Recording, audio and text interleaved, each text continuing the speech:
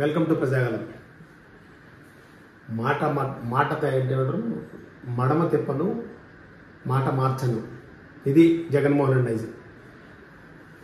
అసలు రాజశేఖర రెడ్డి గారికి ఇందాక ఎవరో ఏదో ఛానల్లో చూశాను నేను.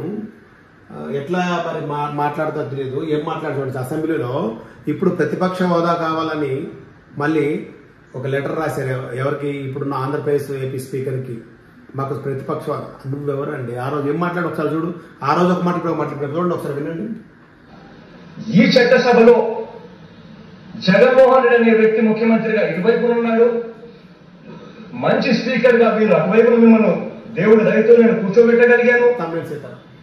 ఇక మనం ఎలా చేస్తామో అన్న దానికి మనం ఎగ్జాంపుల్ ఇస్తూ ఈ మొట్టమొదటి సమావేశంలో చెప్పారు. 23 మంది శాసనసభ్యులు ఉన్న అదే చంద్రబాబు నాయుడు గారి ప్రతిపక్ష హోదా స్టేటస్ కూడా వచ్చి ఉండేది కాదు, అలా ఉండేవాడు కూడా కాదు. అవునా? తెలియదు, తెలుసుకో వాస్తవాన్ని. నేను ఏదైనా డోర్ తెరిస్తే నోట్ల నుంచి మాట చెప్పడం లేదు, ఎంతమంది ఖర్చులో ఉండాలని చెప్పి సంతోషపడండి.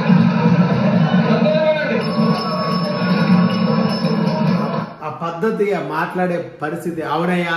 ఏంది అప్పుడే? ఇప్పుడు పరిస్థితి ఏంది? 11 వచ్చినా నీకు ప్రతిపక్షవాద ఎక్కడ అడుగుతావా నువ్వు? ఎట్లా అడుగుతావు జగన్మోహన్ రెడ్డి? మీరే చెప్పండి, ఎట్లా అడుగుతారు? 23 సీట్లు వస్తే 3 ఎమ్మెల్యేలు కొనుక్కుంటే 18 ఉంటే అక్కడ 17 ప్రతిపక్ష హోదా ఉండాలి. 20 ఉన్నాయి అక్కడ, 20 ఉంటే మీరు 11 సీట్లతో మాకు ప్రతిపక్ష హోదా కల్పిస్తే మేము ఏదో ఉద్ధరించేస్తాము, ప్రజల కోసం పోరాడతాము. ఏం పోరాడతా?